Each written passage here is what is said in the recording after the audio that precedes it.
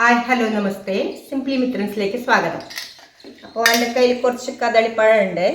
അപ്പോൾ ഇങ്ങനെ തൊലി കറുത്താൽ പലപ്പോഴും പൊതുവെ ഞങ്ങളെ കുട്ടികളൊന്നും ഇങ്ങനത്തെ പഴം കഴിക്കാറില്ല. അപ്പോൾ ഇത്രയും പഴുത്ത പഴം ശരിക്കും നല്ല മധുരമാണ്, ടേസ്റ്റാണ്. അപ്പോൾ ഈ പഴത്തിന് അടിപൊളി ഒരു പലഹാരമായി എങ്ങനെ മാറ്റാമെന്ന് നമ്മൾ ഇന്ന് നിങ്ങൾക്ക് കാണിച്ചു തരുന്നതാണ്. അപ്പോൾ ഈ പഴുത്ത കദളി കൊണ്ടൊരു നല്ലൊരു ദോശയാണ് നമ്മൾ ഇന്ന് ഉണ്ടാക്കാൻ പോകുന്നത്. അതിനു വേണ്ടി ഞാനിവിടെ 5-6 കദളിപ്പഴം നല്ലോണം പഴുത്തതാണ്, അത് തൊലി ഉരിഞ്ഞ് വെച്ചിട്ടുണ്ട്. ഇത് കുഞ്ഞൻ പഴമായതുകൊണ്ട് ഞാനിത് 6 എടുത്തിട്ടുണ്ട്. കുറച്ച് വലിയ പഴമാണെങ്കിൽ 3-4 മതിയാവും.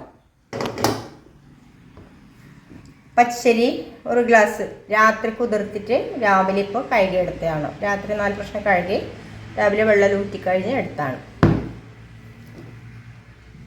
അരമുറി തേങ്ങ എടുത്തിട്ടുണ്ട്, ഒരു പിടി അവില്, 200 ഗ്രാം ശർക്കര, കുറച്ച് ഏലക്ക, പിന്നെ ഇച്ചിരി ഉപ്പ്, കുറച്ചേ മതിയാവും. ശർക്കര ചേർക്കുന്നുണ്ട്, ഉപ്പ് തീരെ കുറച്ച് മതി.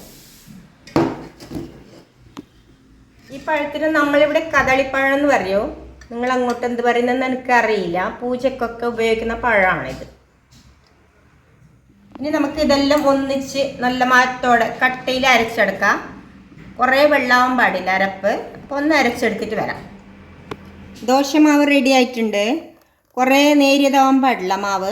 ഇതുമാതിരി ഉഴുന്ന ദോശൻ്റെ മാവിൻ്റെ പാകത്തിനുള്ള മാവാണ് റെഡിയാക്കിയിട്ടുള്ളത്. ദോശക്കല്ല് ചൂടായിട്ടുണ്ട്. ഞാനിവിടെ നെയ്യാണ് എടുത്തിട്ടുള്ളത്. നെയ്യ് തടവി കൊടുക്കുക. നിങ്ങൾക്ക് വേണമെങ്കിൽ തേങ്ങ നെയ്യ് യൂസ് ചെയ്യുക, പക്ഷേ ഈ ദോശയ്ക്ക് നല്ല കോമ്പിനേഷൻ നെയ്യാണ്. മാവ് ഒഴിച്ചു കൊടുക്കുക.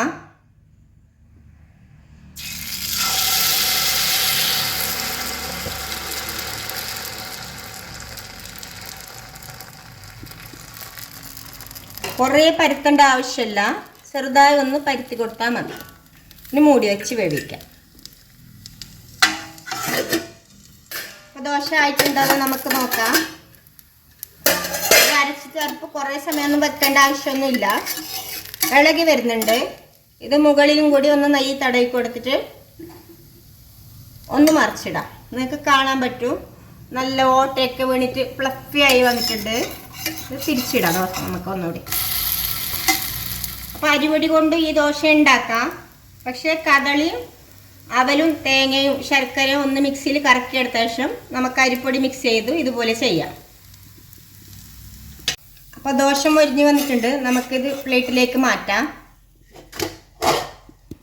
നല്ല ഒരു കളറാണ്, നല്ല മണമാണ്, മൊരിഞ്ഞും വന്നിട്ടുണ്ട്. അതുപോലെ തന്നെ അടിപൊളി ടേസ്റ്റാണ് ഈ ദോശയ്ക്ക്. അപ്പോൾ നമുക്ക് ബാക്കി മാവും ഇതുപോലെ ദോശ ചുട്ടെടുക്കാം. അപ്പോൾ അടിപൊളി കദളി ദോശയുടെ റെഡി ആയിട്ടുണ്ട്. കദളി മാത്രമല്ല, വേറെ ഏത് പഴവും ഒരുപാട് പഴുത്തു പോയാൽ നിങ്ങൾക്ക് ഇത് മാതിരി ചെയ്ത് നോക്കാവുന്നതാണ്.